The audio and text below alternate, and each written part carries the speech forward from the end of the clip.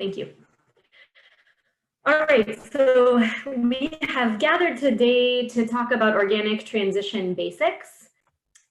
We will discuss just briefly transition barriers. It's always intriguing to me to understand what barriers are for people and to think about how we might help them overcome barriers to transitioning to organic if that's a good fit for them. We will cover the top 8 questions that I received from producers in doing transition work with OEFFA, and then also 2 questions that I wish I received on a regular basis, which I never get, but I'll share them with you just because I wish someone would ask me. And then we'll cover your questions as well, both through a couple of breaks in the presentation, and then also we should have plenty of time for discussion and questions at the end. So some of the common barriers to organic production that I hear about frequently are cost of certification, as well as cost of organic inputs, cost of doing the work, which organic is more labor intensive, as we know. Paperwork is often daunting for people. Often farmers are kind of hands-on workers, maybe paperwork isn't their favorite way to spend their time. And then time in general, just adding one more thing to an already very busy plate can be a barrier for folks. And I'm wondering if you could, I'm going to share this rhetorically because again, we do have a large group, but I am interested in your feedback on this, should you care to share it with me. What would it take for you to consider transitioning? Would one-on-one support do it? Would various resources, maybe record-keeping templates or fact sheets or something that could break down the organic standards for you, would that be enough to motivate you to look into it? Would a mentor help, or a community of people doing the same sort of thing that you're doing? So I ask you to kind of file that in the back of your head as we go through this process and think about what might be useful to you, and maybe we can discuss that here coming up when we have some time for discussion. So these are the top 8 to 10 transition questions, and we will, after each of these bold sections, have a moment to ask some questions and do some discussion. So the number 1 question that I hear is, what do I need to do? Implied is to get started with transition. How much does it cost? Under kind of nuts and bolts of organic production, what inputs can I use? Buffers, organic seed during transition and beyond. What records do I need to keep? Can I do both organic and non-organic production on my farm, or do I need to go, all in? Can I certify rented land is a very common question. And then the questions that no one ever asks, but that I wish they would, have to do with learning the organic standards, and then also financial assistance and risk management tools. So we will chug through those here, and beginning at the beginning with getting started. So what do I need to do to get started with transition? Big picture here would be to do some transition planning. So building a relationship with a certifier, I think, is a really good option to start with. And it doesn't need to just be one certifier. You can be in touch with a few to see what might be a good fit for you, whose paperwork makes sense for you, where do you get excellent customer service. We like to think that we have very streamlined paperwork at OEFFA and that we provide excellent customer service. We would be honored to work with you, but you have lots of options available to you, so you can kind of explore that on your own. Finding a mentor and finding a community of practice, I think, are really important in transition planning. This is not something that's easy to do in a vacuum. It's not easy to do by yourself. It's not easy to do at all. So, so finding people to do it with you, I think, is really important and really wise.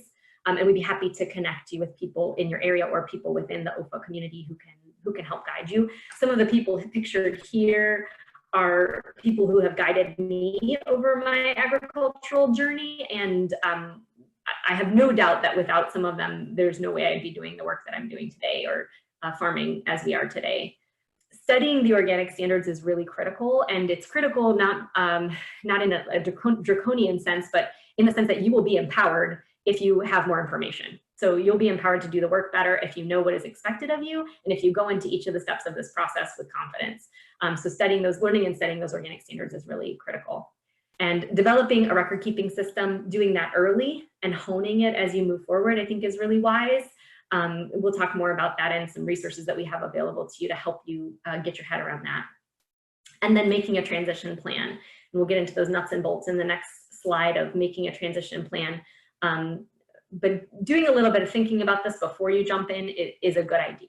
So getting into that thinking, one of the first questions that I often discuss with people on the phone is timeline. So when was the last date that what we call a prohibited substance, so a material or input or even method that is not allowed for use in organic production, was applied to the land that you're working?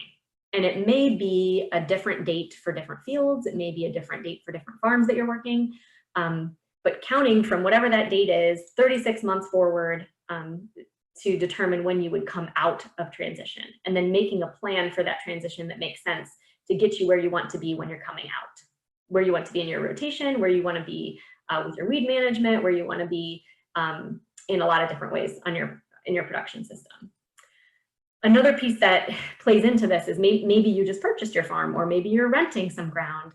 So prior land use information would be really important to figure out. So you may be contacting a prior landowner or land manager to try to get documentation of what took place in the last 3 years. A field history is what we call it in certification, a field history for that land that you're working, so that you may be a year and a half into transition already, or your land may be certifiable in 2020, but you would have to figure that out. You'd have to kind of get in touch with the people that would know and have them attest to what was done there so that you can move forward.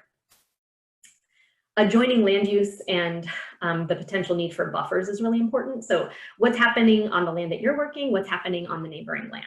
Is it a home where folks use various lawn products that would not be considered organic management that could drain onto your land? Is it a neighboring conventional operation that might use various materials that are allowed for use in conventional but not in organic production? Those would be pieces to kind of think through and think about whether or not you'd need a buffer to prevent contamination of your organic crops from non-organic production systems. A really important thing that I'll say a couple of times during this presentation is using an organic system of holistic management. So thinking about cultural, mechanical, and biological resources, controls, methods of production that you can use. These are really important. That's kind of your framework within which you're approaching this production system. And so if those are unfamiliar to you, often I find folks that are transition curious are already doing a lot of those practices. They're already cover cropping, they're already grazing, they're already doing, maybe doing non-GMO production, for instance, already on a transition path of their own towards a spectrum of more sustainable or more organic production. Thinking about what you would need to learn or hone, what skills of production you'd need to work on in order to get there in a fully organic system. Secondary to that is, of course, approved inputs. So making sure the inputs that you're using during transition are approved for use in organic production, and we would be happy to help you with that in multiple ways that we'll go into more detail on here shortly. That record keeping system, which we discussed, and then costs and benefits. So learning more about this to determine if it's a good fit for you and for your business and for your family, because maybe it's not. And I'll just put that up front. I'm not here to sell organic. Organic, in my opinion, does a good enough job of selling itself, but it's not for everyone. And so figuring out a fit and figuring out what a good fit for you is an important thing to put some time and energy into on the front end, so that you're not in a compliance headache or a regulatory headache on the back end. All right, moving right along here. These are the 5 steps of certification. They are the same for everyone every year. So it is an annual process that just keeps repeating. So it begins with the creation or the updating in a 2nd, 3rd, 4th year and so on of an organic system plan. An organic system plan is usually a series of questions that are posed by a certifier in a standardized format for a farmer to answer and to provide to that certifier up front. So I like to say that it's kind of an on-paper tour of your farm and your production system. And you would provide that with payment to the certification team. And if you need any help creating that plan on the front end, I'd be happy to help you with that. Our education staff helps folks with that all the time. We're here and ready to serve you in that way, so that what you're turning in is really clear and really complete and should fly right through the process. So Once you turn that in, along with your certification payment, it would undergo pre-inspection review by a certification specialist. So that is someone who works with producers all day long, looking over organic system plans and ensuring that they adhere to the organic standards. If any red flags would be uncovered in that situation, then that person would get in touch with you right away, try to clear that up. If everything seems to be in order, that person would then forward on that organic system plan to an organic inspector. The inspector would then make an appointment with you to come out to the farm. You would be prepared and organized and ready to receive that person, have your day kind of carved out for that purpose. If you have questions about inspection ahead of time, I can help you get organized to have that inspector come and arrive, you know, in your shop or at your kitchen table or whatever. That person's role is to be the eyes and ears of the certifier on the ground. So it is not their role to make decisions about certification, but rather to help inform the process by verifying what is in that organic system plan and reporting back to the certifier. So often between when one would write one's organic system plan in the wintertime and then when reality happens during the growing season, some things in that organic system plan might change. We were all around for last season, right? So it was crazy and everybody's rotation changed. I don't know a single person whose rotation didn't get tweaked last year with that wet weather. So that would be something that an inspection could be updated. That inspector would then turn in those pieces of the organic system plan that would have changed along with his or her notes and findings from that inspection. So there may be no issues of concern. There may be some, you know, issues of concern. Maybe a buffer looked a little tight, or maybe the record keeping system wasn't quite auditable. Whatever it is, they would report that back to the certifier. Then the file, that farm's file would undergo a post-inspection review by a certification specialist who would take into account both the changes in the organic system plan that may have transpired and also the report from the inspector. And that person would make a certification recommendation, which would be run up the flagpole within the certification program. So multiple sets of eyes, not just one set of eyes, sees every single farm file, and a decision would be made.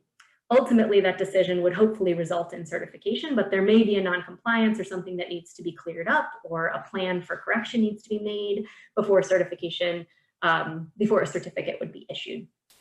But the end goal being that certificate, which would then enable one to sell one's organic crop. So same 5 steps every year. The paperwork's the hardest in the first year, hands down. After that, it's really kind of a review and an update type of a process. I'd like to emphasize that the process of organic certification need not be an adversarial one. So I see producers, inspectors, and certifiers as the 3 primary role players in this process. And if everybody does what they're supposed to do, when they are supposed to do it, this process should just fly swimmingly along without a problem. Resource providers like ourselves in OEFFA's education program are also here to support you. And there are a number of other folks that can make this easy or hard for you. So veterinarians, for instance, who are familiar with the organic standards can make this easier for you. Seed dealers and input dealers who know what's approved and what's not, or have those products clearly labeled in their catalogs, et cetera. Various community members, neighbors, adjoining land users can make things harder or easier for you. But if everybody can kind of work together and be respectful of everyone else's right to do what they want to do on their land, and with their business, then it should work out well. Nobody's out to get you. Nobody's even interested in that. Most people that I know who work in organic certification are highly motivated to support farmers in their work. And I would say one thing that makes me very proud of our OEFFA certification program is that I think it's very farmer oriented, which is something that I think does set OEFFA apart in that way. So think of it as a partnership, and I think everybody will maybe be able to make it into one. So another really common question about organic certification is, how much does it cost? This is OEFFA's certification coverage area, this map. And as you can see on the right-hand side there, I have a range of costs based on scope. So crop is a scope if you're a crop producer, livestock is a scope if, say, livestock and poultry production. And these ranges of numbers are based on where you live. So I didn't have enough room on the slide to kind of break it down the way that OEFFA's fee sheet does. But something that I really like about OEFFA certification is that it's a flat fee. So you know what you're paying up front. Some certifiers have an initial fee, and then you pay a little bit more after inspection, and then you don't know where that inspector's coming from. So if they're nearby, you pay a little less. If they're from further away, you pay a little more. You have no control over that. And then, you know, there's a percentage of sales costs assessed later on. So you don't know at the beginning of the season what you're looking at in costs for certification. OEFFA system is a little bit different. Those costs are spread across all of the producers. So, so you can budget essentially, and you can know upfront what kind of a commitment you're making for a certification service. The other thing that's really important to note, and for which I am very thankful, particularly for transitioning producers coming out of transition, is the cost share program, which is part of the Farm Bill currently, which covers 75% up to $750 per scope. So again, crop being a scope, and cost to you, depending on where you live, might run somewhere between $237 and $400. And for the livestock scope, you're looking at $100 after reimbursement. So high end for you would be $500 after reimbursement, but you'd have to have that money up front for the certification service. We can talk more about that if folks have questions. So let's pause right now and take a few minutes for questions. So if folks want to unmute themselves and take turns asking questions, or Rachel, if you have any questions in that chat box, let's take a few minutes now and ask those. Does anybody have questions about these initial slides? I did get one question about what if you have crop and livestock, and we also, or you didn't mention, handling also has a fee with it. And those fees are in addition to each other, right? Yeah, those are in addition to one another. And I didn't cover handling here because handling isn't typically something that relates to transition in the same way. You can either be a handler or not, and you don't really need a transition period. But we do also in our education program work to support organic handlers, and would be happy to help them with organic system plans, figuring out fees, you know, making sure they have record keeping set up for compliance, et cetera. And that would apply to both on-farm handlers, you know, somebody who might have, like, say, a maple syrup operation or a feed handling business, or seed handling, or, you know, more complex handling. Say maybe you make organic baby food, or you know, what have you. We'd be happy to help you regardless of what your business might be. And I can include links to the handling pieces if folks have questions about that in that digital handout. I'll make a note here. Other questions on these pieces? That's all I see in the chat box. Okay, speak now, or we can hold it for later. Okay, I will just continue on our way here then. Moving right along to the nuts and bolts. So very common question, what inputs can I use? And I want to step back a moment just and remind us that organic is not about input substitution. Okay, we're not saying, you know, what can I burn down my cover crop with in an organic system? There are inputs that are approved for use in organic that could burn down a cover crop if you want to spray, you know, your whole field with vinegar, but it's going to be really cost ineffective, and it's really not a process that's typically used in organic production. So instead, what we want to think of are those cultural, mechanical, and biological controls and methods. So some big tools that one would use in an organic system would be crop rotation. And I don't just mean like corn and beans and corn and beans and corn and beans. So more of a robust crop rotation that would include multiple different plant families and cover crops as part of it. And then cover cropping as a tool, both for nutrients as well as for weed and disease management. Cultivation and tillage. Yes, tillage I know sometimes gets a really bad rap. This would be, of course, responsible tillage, and it would be well-timed tillage in an ideal situation. And then also integrated pest management. So thinking about things like pollinator habitat or release of beneficials, or other forms of habitat that might help make a more robust ecological system. And then we would be looking to those approved inputs. So OEFFA does have a nice approved products list that comes out a couple of times a year. That's by category, so you can see crop inputs or livestock inputs, feed supplements, etc., that are approved for use in organic production. Those would be materials that a farmer contacted OEFFA and said, excuse me, I'd like to use this input. Can you review it, please? And we do have a staff person who's that is her expertise, and that is what she does for OEFFA. Her name is Claire. She's wonderful. And she does that both for certified organic and transitioning producers to make sure that whatever inputs you're using are allowed for use before you use them. It does help to have a little bit of lead time on that request, because sometimes Claire has to do some dealing with input manufacturers who sometimes are more private about information, confidential sort of input recipes, for lack of a better term. Another option is the Organic Materials Review Institute, which is OMRI. You might see OMRI labels on inputs that you might be interested in using. That's a process that those input manufacturers go through with OMRI to have OMRI review those inputs for use in organic production, so that they can use that seal and use that OMRI label, so that folks know kind of front facing in the store, oh, this is a material that's approved for use in organic production. I would urge you, even if you do see that OMRI label, to go ahead and go to OMRI's website and make sure that you know what the use is for which that material is approved, and if there are any restrictions around that, because there are sometimes restrictions and you want to make sure that you're following those.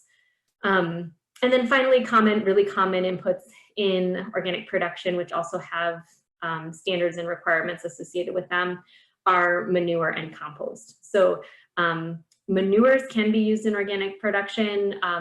The manure does not need to be from an organic animal. It must, however, not have something added to it after the fact that would preclude it from use in organic production. So like think of a fly spray or a hydrated lime product that would be to control odor on a manure pile. Those could knock that manure out of being approved for use in organic production. So making sure that it's really just manure and bedding straight from the animal that would be allowed for use, and then documenting that that's what it is.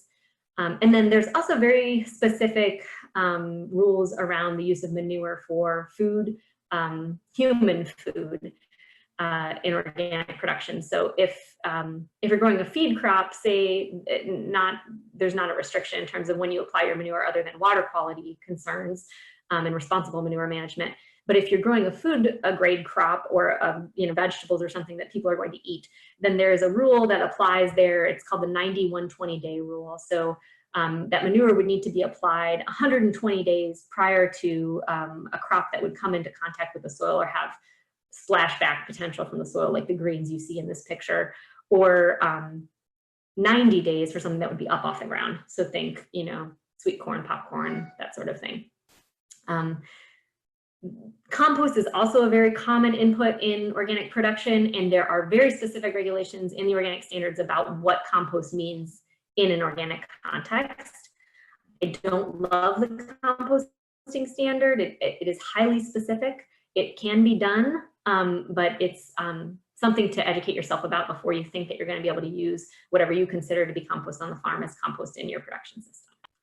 And we can go into more detail on that if folks are interested, or maybe that's a conversation better had at a later time. So next question, do I need to use organic seed during transition? So the first 2 years of transition, say you know when your last prohibited substance was applied, it was recent, you're 36 months out, the first 2 years of transition, you may use untreated non-GMO seed and keep invoices and records that is what you used. But then that fall, going into the year that you're applying for organic certification, so going into the year that you'll come out of transition, that would be when you would need to engage in the search for organic seed. So the organic seed search, currently what is kind of industry standard, what is required, is trying 3 places that carry organic seed to find what you want in the quality, quantity, and form that you want it. So form could be like, gosh, I really need a pelleted seed because of my seeding procedure, or I need a really large quantity because I have a large quantity to to seed. And I can't deal with it in bags. I need it in like totes, or I need it delivered to my into my system here. You would document that you tried to get what you wanted in the quality, quantity, or form that you wanted it from those 3 places that carry organic seed. And if you can't get that, then you can still use untreated non-GMO seed. And you would keep invoices and records that that is what you did, or that you were able to find it and use organic seed. You'd keep invoices and records indicating that the seed you used is organic. That having been said, say you looked for what you wanted in organic form and you couldn't get it. So you're using untreated non-GMO. A good practice that would demonstrate to both your inspector and your certifier that, that you are trying would be to trial a similar organic variety. So say your issue was quantity and you couldn't get, you know, let's just pick corn. You probably could get the corn you needed in organic form, but let's just pretend you can't. A good practice would be to then trial an organic variety, maybe just a couple acres of it, small quantity, see how it does for you, to demonstrate that you're not opposed to using organic seed per se. It's not that you're not trying, it's that you couldn't get it in the quantity you wanted. So you're going to try this over here and see if it works for you. Maybe you can use it next year. Maybe you can order a little earlier, be a little more planful, and get a hold of what you need. I saw a hand come up. Rachel, did you see that? Yes, I think it's Jason. Jason, I unmuted you. Do you want to ask your question?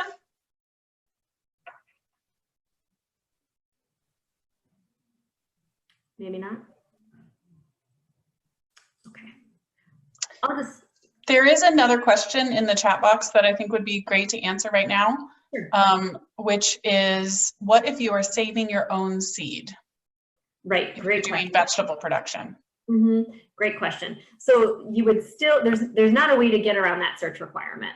So you would still need to do the search for the seed that you want in the quality, quantity, and form. There is potentially an argument to be made there about quality. Maybe you've been growing that seed on that land for I don't know how many years and you think it's particularly well suited to that land.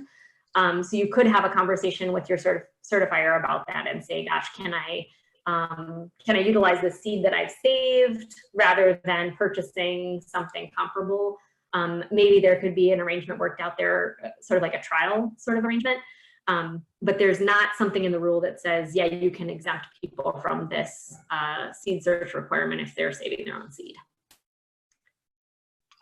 But if it was purchased organic non-GMO and you had a record of that at the beginning, you know, say 3 years ago you purchased it, Purchased what organic would you do? That you already had? Yeah, and then you saved it year to year? No, because you weren't certified organic when you were saving it. So it's not organic seed. So the minute, it's just like an animal. If you take an organic cow and you put her on a non-certified organic pasture, she's out of compliance, right? So it's a line that I can't say that I love, but it's a line that's there. They had to draw it somewhere. So you'd still have to do the search for the organic seed in that case. Or have, like I said, have the conversation and try to negotiate with the certifier to do maybe some of the seed that you've been saving and some of the seed that you would purchase, like the trial example that I gave here. We had a situation on our farm a couple years ago where there was this really delicious bean that we wanted to try. And it came to my husband's work. He works in at a food co-op. And it came to his work in a bag labeled as flour. And so they divvied it up and everybody got these beans. And we just thought it was the most delicious bean we had ever tasted. We were able to negotiate with our certifier to use this bean seed in a small kind of trial setting on our farm to try to grow enough to save seed from that would be organic seed, because we were already certified organic at the time. And they were willing to negotiate with us on that. And you know, I do think that that's, I thought that was an appropriate way to respond on their part, but it's not something that I would take for granted. I would have the conversation about it for sure. Does that help? Whoever that was. We can also talk more about it later if I'm not getting there. Julia, it was me who asked that question. The question and reason was my grandpa has given us the seed from probably we've had for 50 years and we continue to grow. And that was the question why I was asking. Oh, you've had the same seed for 50 years? Yeah, like it's from, he got it 50 years ago and we continue to save the seed every single year. That was the question. I would argue that that's a quality issue. Like there's a quality to that seed that has been grown on that land. So again, if you can't find what you want in quality or quantity or form, that would be when you could make that argument. But again, I'd have that conversation if it's a self-saved seed. I'd be really upfront about what you have going on. And my experience, like I said, OEFFA is very farmer-centric certifier. They're quite reasonable about those sorts of conversations, but my certifier was too, with these, you know, random beans that were so delicious that we came across. So I think there's room for negotiation, but I think that search is critical. So doing the search and documenting the search. Because that tomatoes can't be found anywhere else, so. Right. We can't find seed anywhere else that's been grown for 50 years on our land. Yeah.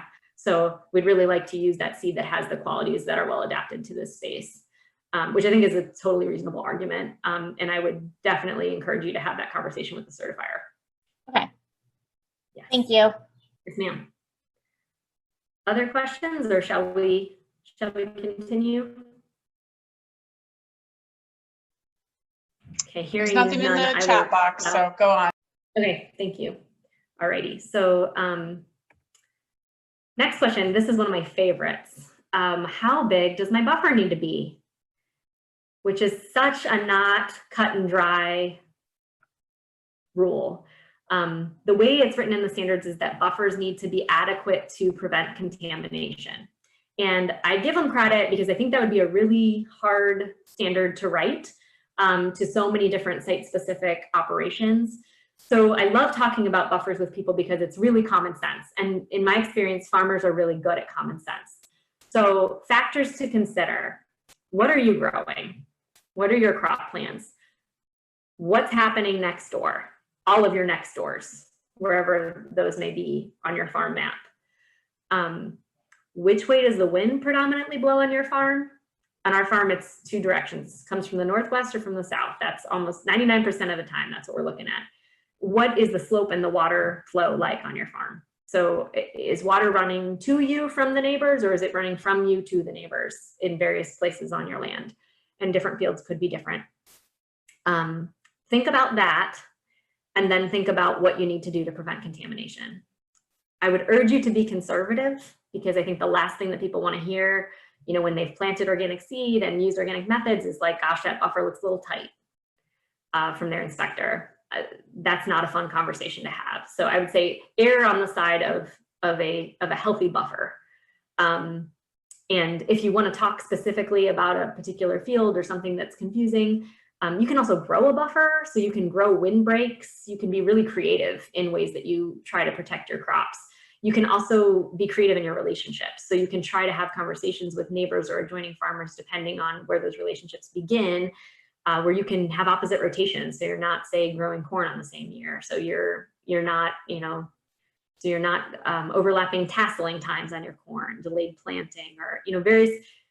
You have options to protect yourself, and we can think on the front end creatively about those options so that you don't end up with a contamination issue on the back end. So I think buffers are super fun and interesting. So if you ever want to talk about them, let me know. Not cut and dry, but super interesting. Okay, moving right along. What records do I need to keep?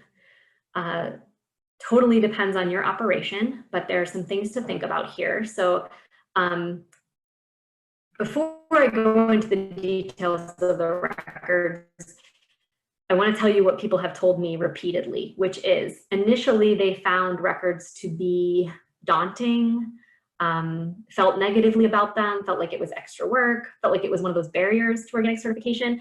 But then what I hear from people repeatedly is these records made me a better business person. I should have been keeping these all along. So I urge you to use your records to improve your business, and use your transition period to figure out a record keeping system that's going to work for your life, so that it doesn't feel, I mean, it's part of your chores, certainly. It's not, you know, it's something that you have to do. So figure out a way to make it like your other chores, that it's something that you can do, you know, maybe not with joy, but with as part of your day, you know, such that it's just not a big deal, just something that gets done as part of your day, just like you do your dishes, just like you feed your calves, just like you do whatever it is that you do on your farm. So those records can either be on paper, or they can be digital, or they can be some combination thereof. They must be auditable. and we can talk more about what that means specifically. But if you can think about it in terms of they need to describe the day-to-day of what is happening on that farm. So your certifier can't be there every day, your inspector can't be there every day, yet they're responsible for saying whether or not what you are doing on the farm fits with that organic system plan, and then the certifier, whether or not that fits then with what those organic standards require of you. So give them something that enables them to see what's happening day to day so that they can do that, you know, that rigorous evaluation of what's happening there so that you can earn that label. Hope that makes sense. Okay. So here are some examples of some various record keeping options for you. Field activity, this isn't really negotiable. So I like a 3-column system: date, activity, notes. Very simple. You can do it in a spreadsheet. You can do it on a piece of paper. I like to do it by field for auditability. I didn't initially, despite my line of work, despite my knowledge of the organic standards and inspecting, I did not initially set my own organic records up in an auditable fashion. And I had to, over time, tweak them to make them auditable for our organic inspector. And that is a way that works really well for me. So per field, date, activity, notes, super simple. We also have a sample record keeping set of series of documents that I'll send you a link to. But for field activity, figure out a way to get that down every day. You know, just do it. Storage. If you're storing things for any period of time, figure out a way to keep your organic and your non-organic separate, and a way to note where those items are. Sales kind of speaks for itself. Equipment cleaning is really important, and we'll get into that in more detail, but if you are doing any custom work, or if you're doing any organic and non-organic production, you're gonna need to make sure that your equipment is cleaned in between. So figuring out a way to write that down consistently. And then thinking about a couple nerdier concepts that have to do with organic inspection, traceability, so following the chain through the system back to from whence it came. So let's say I'm purchasing animals. I need to see who those animals are, what are their ID tags, what is their organic status, were they born organic or were they transitioned to organic? I need to see the organic certificate that indicates that the farm that they came from said that they were organic. I need to see the invoice that connects the organic certificate to the animals that I purchased. That's an example of traceability. A mass balance, on the other hand, is the math associated with what you're producing. So if you grew this many acres of corn and you had this much seed to begin with and you had this yield at the end, those numbers need to add up. So you need to have the right amount of the seed to grow that many acres, and you need to have a yield that is appropriate for that many acres of corn to match with your sales record of what you sold from there. So again, this is really common sense stuff. I find farmers grasp it very readily, but if you don't know it's coming, then you wouldn't know to set your records up in such a way that one can figure that easily from those records.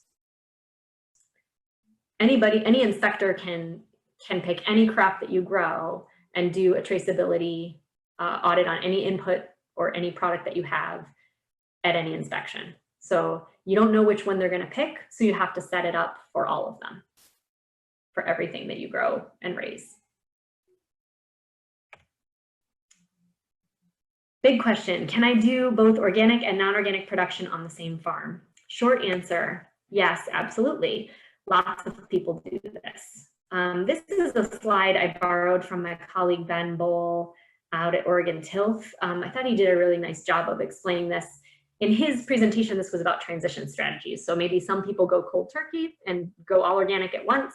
Maybe some folks do something more gradual where they transition a field at a time. And then others are maybe going to always do either split or parallel production, meaning that they'll always have both organic and non-organic production on the same farm. So if you're going to do that third option of split or parallel production, we should talk about that a little further. So it's done all the time, totally doable. It just is a little bit more complicated.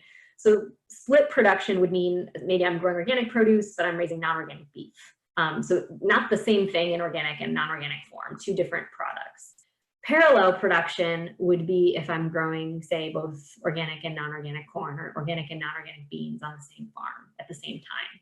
That, of course, if you're an inspector, kind of piques your interest a little bit more, because you'd have to be very careful with your mass balance audits and your math to make sure that the sales are really adding up based on what could have been produced in that system and on that land with those inputs. Non-organic livestock can absolutely be raised on organic land.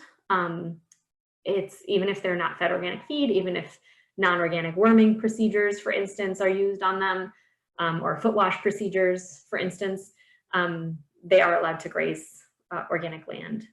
And non-organic manure, we talked about this a little bit earlier, is also allowed just so long as it's manure and bedding, and you keep documentation of that. Some other things to consider if you're doing organic and non-organic production that become kind of greater priorities. And I should note, buffers would be an example of non-organic production, right? So that buffer is buffering between, say, the neighbor's conventional production and your organic ground, but that buffer strip is non-organic. So whether you crop it or you just mow it and let it lie, or you graze it, whatever you do with it, that buffer strip would be considered to be non-organic. So important things to think about there would be equipment cleaning. And Rachel brought up handlers earlier. I recommend that you set up your equipment cleaning system much as a handler would in their production process. So a lot of handlers, let's say we make organic spaghetti sauce, okay? And we do that 2 days a week in our, certified kitchen or our processing plant.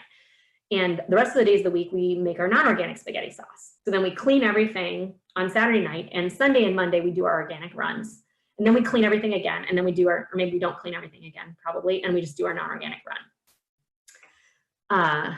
Coming up with a system that you're gonna do the same way every time. Maybe you harvest your buffers first, and then you blow everything out and clean everything out and harvest your organic grain. Or maybe you do it the other way and harvest your non-organic first and haul it off farm, and then only store your organic grain on farm. Whatever it is, thinking through it ahead of time, coming up with that system, writing it down in an SOP, and then you could have that SOP sitting right there in the tractor or right there in the combine, so that when you do it, you initial and date that you did that SOP, indicating that that equipment cleaning happened in between the organic and the non-organic harvest, or tillage or whatever, what have you. Buffer zones, like I said, are non-organic production. Keep that in mind when you're thinking about the equipment cleaning and the storage, et cetera. And then keeping inputs separate and products separate. So products that you've produced. So say something were to happen to you, you would be called away unexpectedly, and you've got someone helping you. That helper, it would need to be quite obvious to that helper, where are the organic inputs, where are the non-organic inputs, where is the organic hay for feeding the organic animals, and where is the non-organic hay for feeding the horses. That would have to be abundantly clear. And that inspector is going to look for that clarity when he or she arrives on your operation. So spelling that out, even though you know where your organic and your non-organic hay is, if, for instance, you were not there one weekend and somebody had to do your chores, they need to know too. And it needs to be really, really obvious. Okay, last question in the nuts and bolts section. I know this is a lot. Can I certify rented land? Short answer, yes, you can. This is where you want to get a hold of that prior land use documentation. And we do have a nice sample form for you to use to gather that from previous landowners or land managers. And then another piece that is less frequently discussed is the need for strong communication with the landowner or prior land manager. Sometimes in rented land situations, there are a lot of cooks in the kitchen. And for organic certification purposes, you want to try to make sure that you have as much control as you can have over the production practices that are happening on the farm if you're the one responsible for that organic system plan and for the records. So you wouldn't want some well-meaning someone to, say, apply some non-approved lime to your organic land trying to help out. Making sure that you have good communication on that is really important, because that can set you back on that transition timeline, which is not something that you want to have happen. So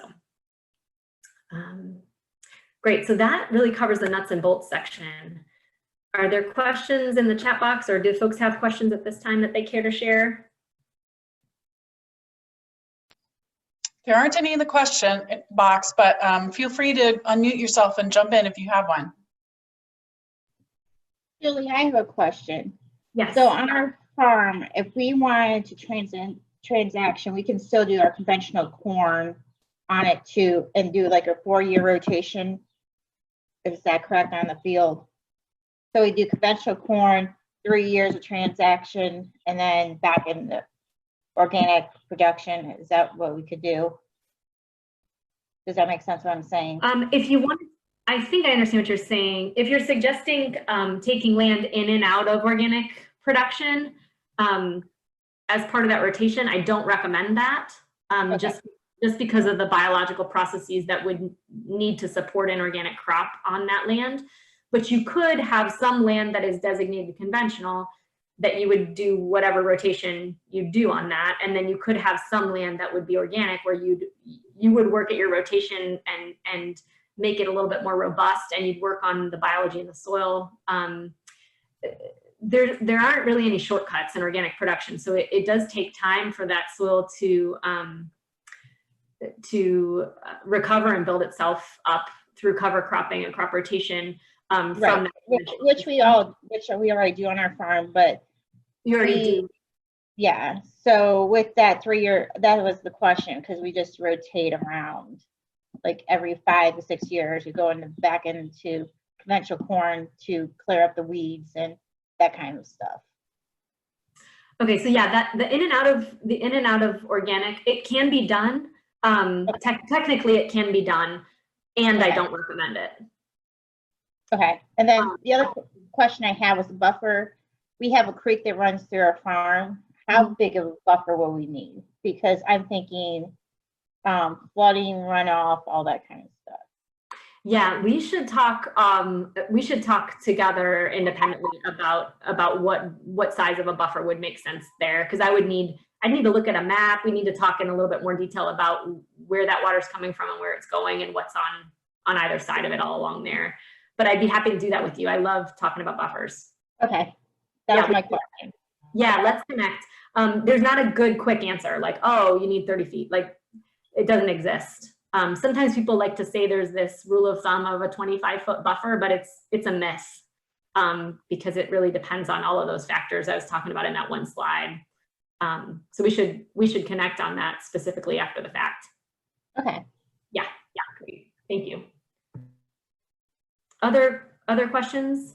So I answered a question in the chat about what SOP means. And that stands for Standard Operating Procedure, which can be as complicated as step 1, measure 1 tablespoon of bleach, add to 1 gallon of water. Step 2, blah, blah, blah.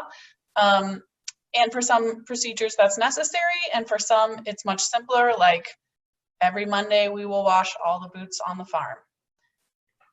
Right, or it could be kind of the way you clean your combine every time, the way you blow it out, the way you use pressured air, the way you, between harvesting your buffer, which you crop, and your organic, whatever grain you grow. I apologize for using that acronym. I sometimes fall into that. So yeah, my point on that slide was having a way that you do it and doing it that way every time, in my experience, helps people not run into trouble with equipment cleaning, because it's an easy thing to forget to document. I think most people do it. It's more the documentation thereof. So if you can come up with that standard operating procedure and have that document that you need right there in the cab with you, then initialing and dating usually isn't as hard, because you're not writing out the whole process every time. You're just saying, I did this thing that I said I would do. Yep. Another question, Shannon just asked, what's a good email to ask buffer questions for? So Julia has a slide later on that says her contact information, but I also just put it in the chat box. Yep, and I'll also be emailing all of you here in the next day or so.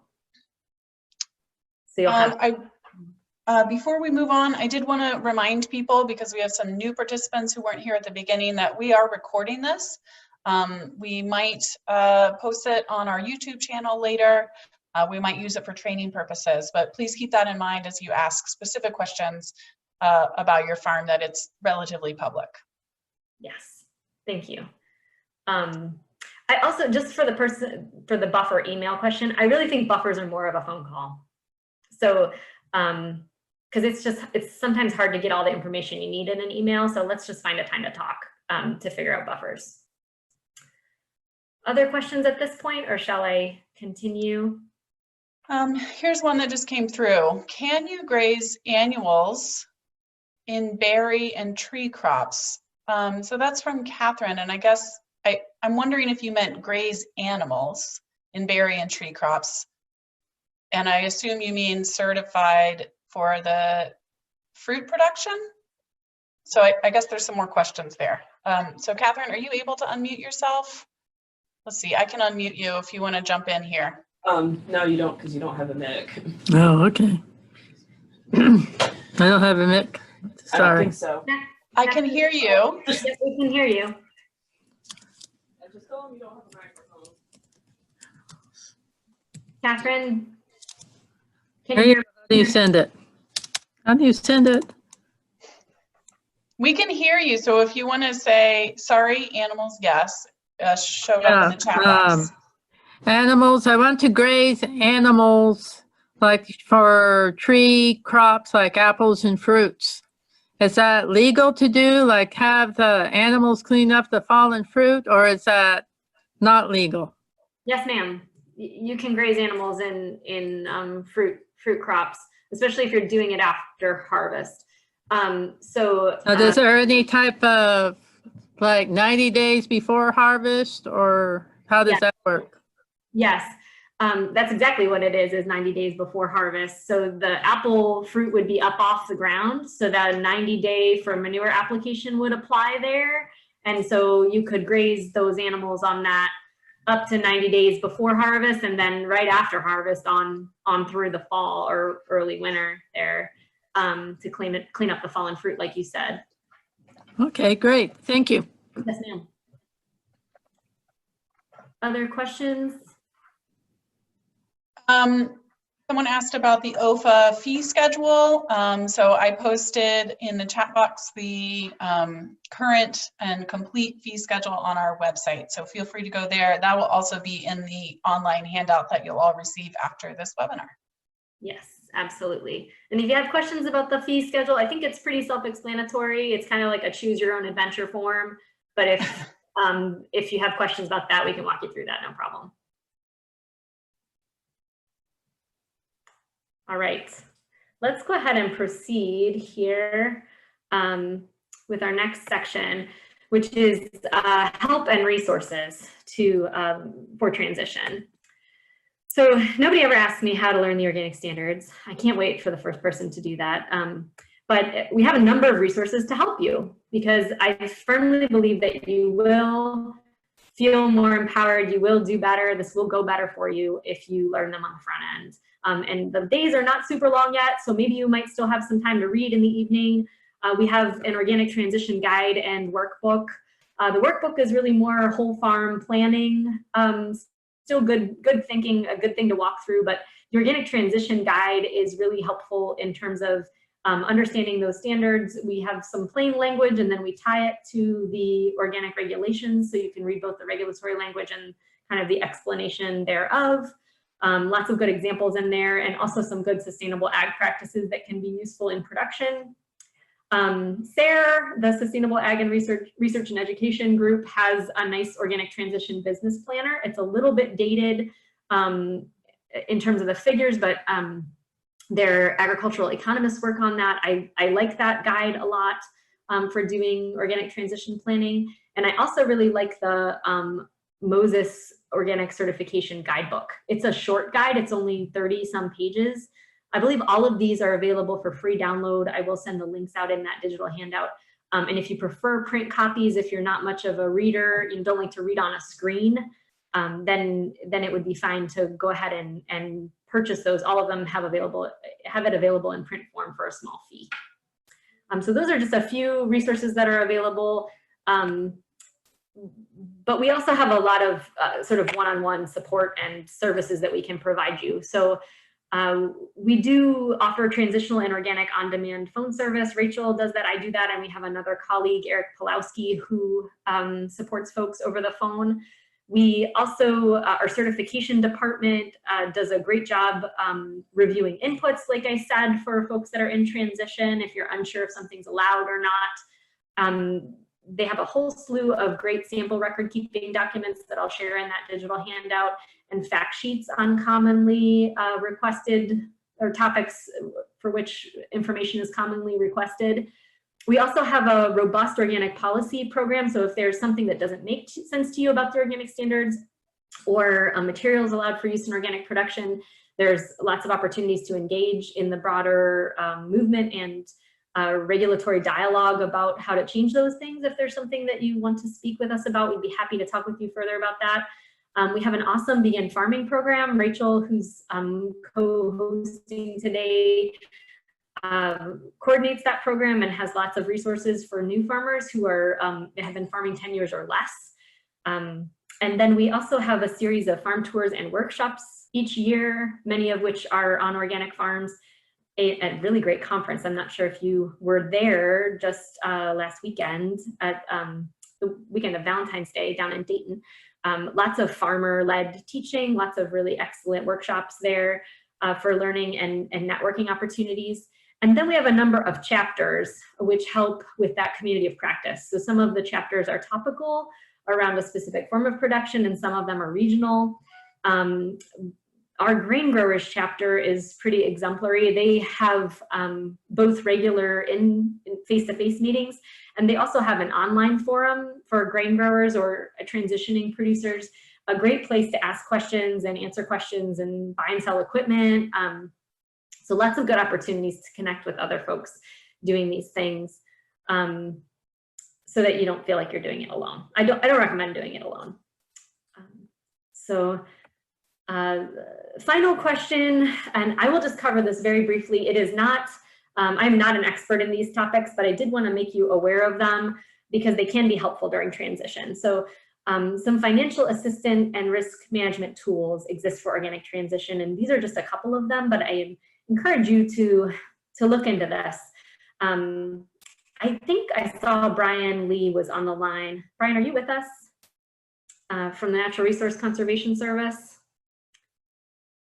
I believe I saw his name either on the RSVP or maybe he's here. But NRCS is a great resource for organic producers because the Natural Resource Conservation Service is a great resource for organic and transitioning producers because many of the conservation goals that are supported under the USDA through that service are also dovetail very nicely with the organic standards and what is required of organic producers. So one example of a plan that they offer is a CAP 138, a conservation activity plan, which helps farmers that are interested in transition to both address those natural resource concerns and create a CAP plan, a conservation activity plan, which can serve as the foundation for a person's first organic system plan. I only know a couple of people who have engaged in this thus far, but I think it's a really good opportunity. So wanted to make you aware of that.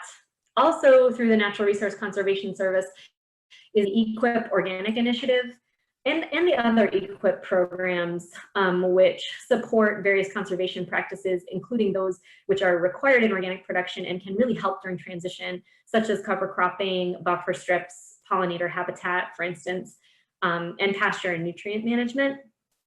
And then there's also a working lands program, the Conservation Stewardship Program, which can help with things like, we already had a question about a buffer along a stream, you know, filter strips along streams or riparian buffers along waterways, mulching, again, pollinator corridors, thinking about that holistic organic system of production and supporting that ecology that will support that system. Also grazing management, nutrient management tools. So these are some options to look into. Also, a conversation may be worthwhile to have with one's farm service agency representatives. There are risk management tools out there, some of which are better for diversified operations, such as the Whole Farm Revenue Protection Program, and some of which are kind of catch-all programs like the NAP program, the Non-Insured Crop Disaster Insurance Program. RMA has been working over the past several years to catch up to serving organic producers. So things like organic price elections, so that organic prices would be included in insurance negotiations, and also the contract price addendums. So if you're contracted at a higher price for an organic crop, that you would be also insured at that higher price. So these pieces have been in the works. It's not perfect yet. I won't say that it's fair to organic producers yet, but it has gotten a lot better. So I think it's worth having those conversations with the FSA, Farm Service Agency folks who administer those risk management policies in our communities. And again, also with the Natural Resource Conservation Service folks that can help with cost sharing on some of those practices, which are important for organic production and can be really helpful during transition. So I will leave it at that end. In summary, urge you to get started. If this seems like it might be a good fit for you, or if you're interested in more information, to get started building those relationships with both certifiers and a mentor or community of practice, to study the organic standards, and so that you're empowered to follow them on your farm and your production system, to develop a record-keeping system that works for you, that doesn't feel like a tremendous burden, and to work on making that transition plan. So we are here to help you along the way, happy to answer your questions. And we do have time now, should anyone care to share their questions. This is my contact information, and again, you don't have to write it down. I'll be sending you emails as well, but feel free to jot it down if that's helpful. That's my direct line there. So, and we do have, looks like we have about 25 minutes for questions if folks have them to share. Yeah, so Julia, there are a few things that have come up in the chat box, so why don't we address those? Katrina is asking, how do soil tests factor into the transition process, as well as organic practices in general?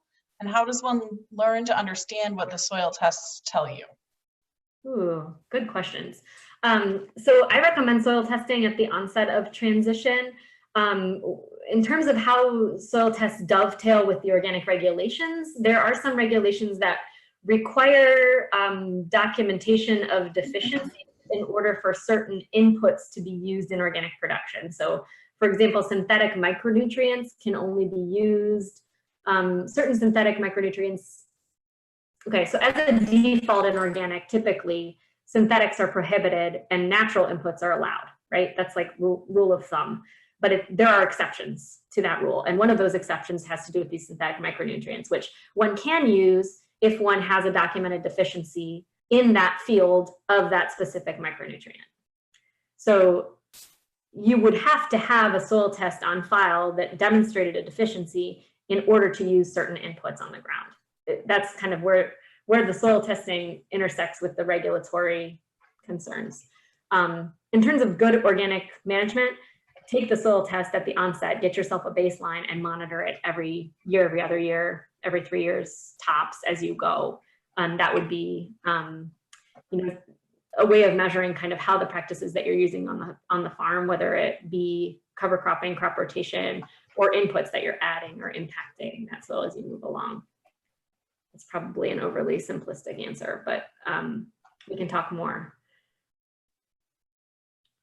There was a second part to that question about learning to read soil tests. Yeah, especially it sounds like because Katrina says because OSU Extension folk often are not familiar with organic practices. Yes, this is true.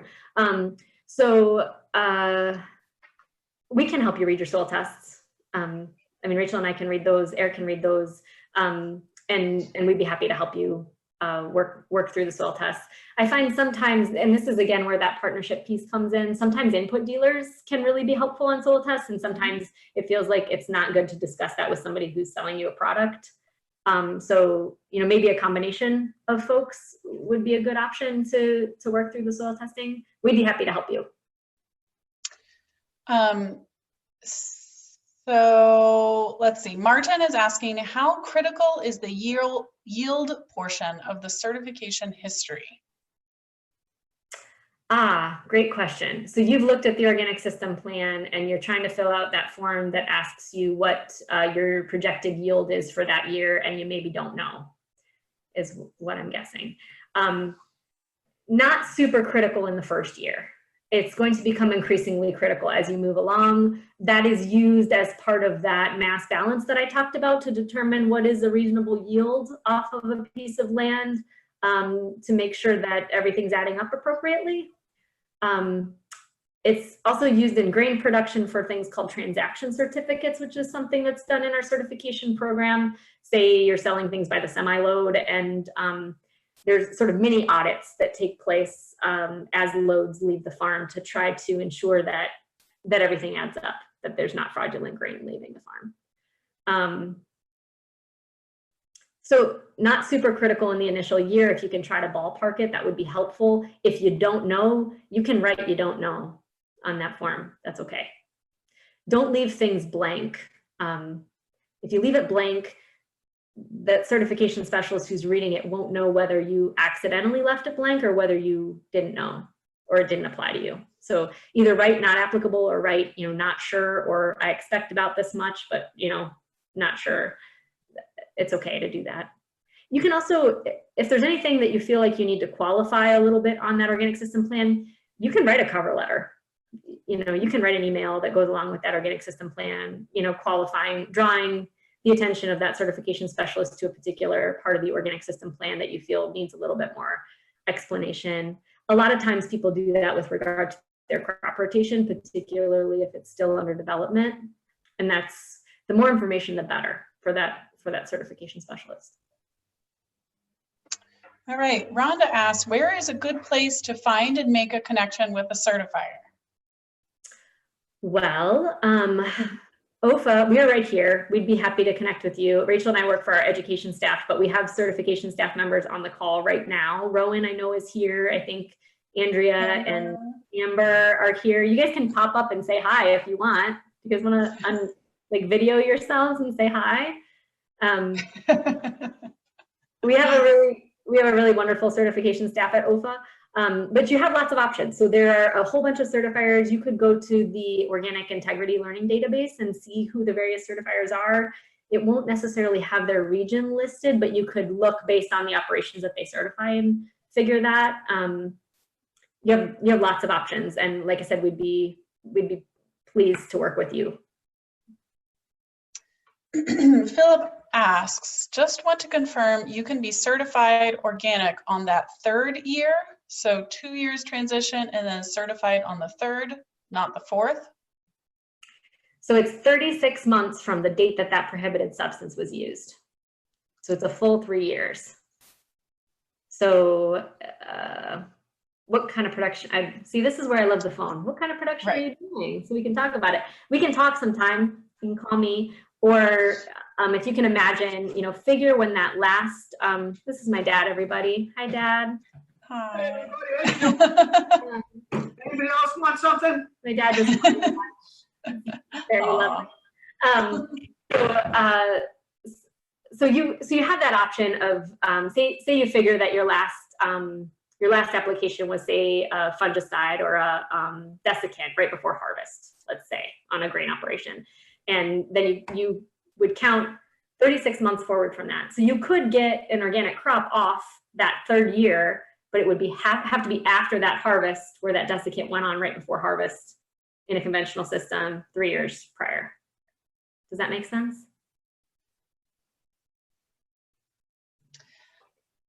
I don't see another question, so maybe. What is, so if Kit asks, well, here, I think there's a follow-up. If no prohibited substances have been used, can I get certified the first year? Yes.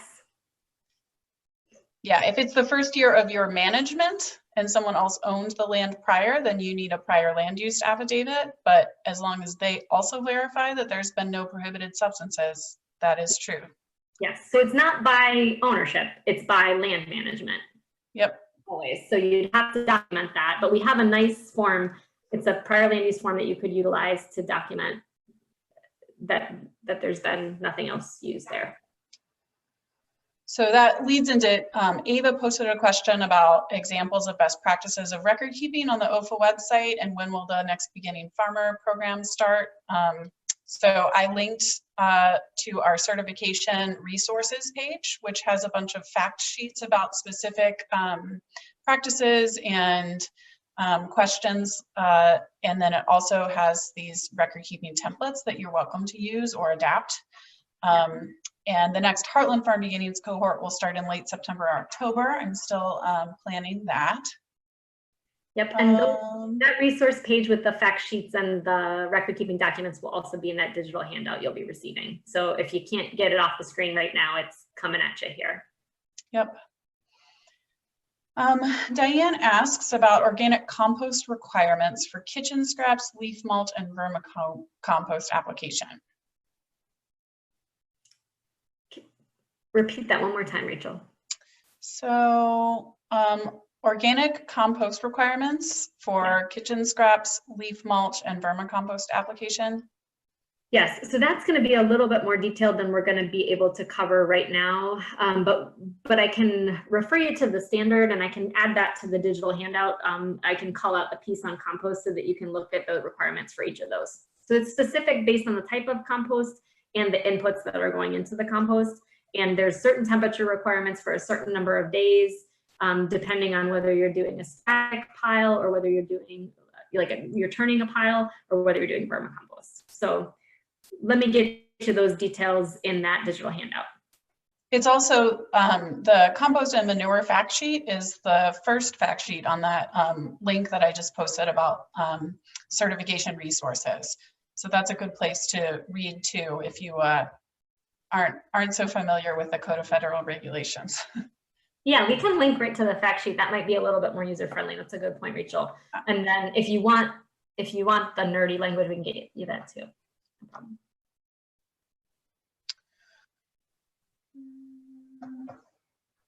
All right, so I just put the link to the PDF compost fact sheet in the chat box. Thank you. I think, Kit, I hope we answered the question about growing vegetables and certification in the first year.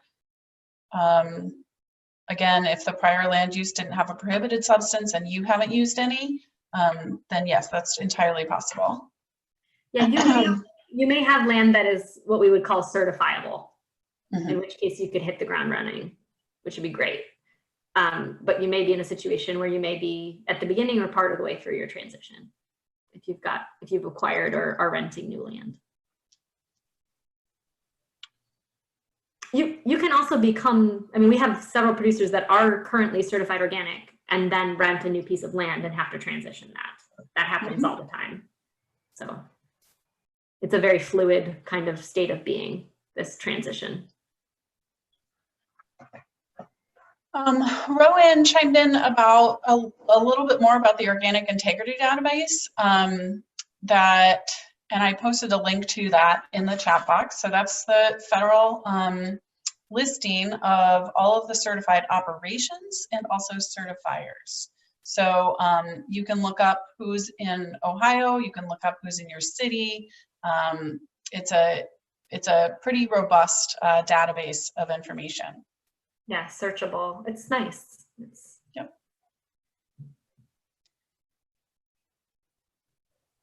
All right, that's the end of the questions that are in the chat box, but if anyone has more, please feel free to unmute yourself or type something in.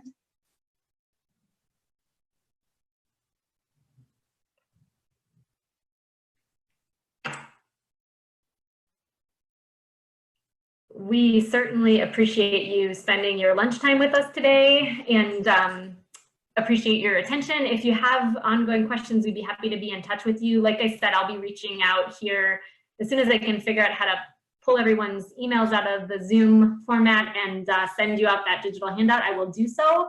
And please feel free to reach out over the phone or over email. We are here to help you through this process.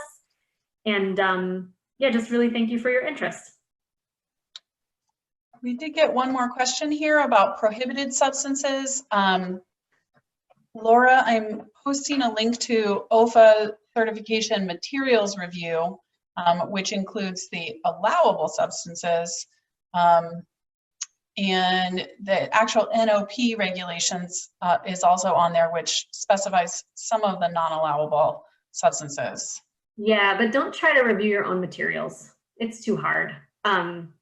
Utilize the expertise of our certification staff and of the OMRI staff that will review those for you so that you make sure you're on the right track.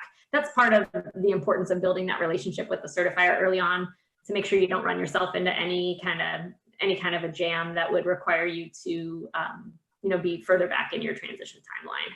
So Claire Saunders is our colleague in certification who reviews materials for use in organic production. She's very easy to work with. You can email her at materialsreview@OEFFA.org, and I can also make sure that gets into that digital handout contact for Claire.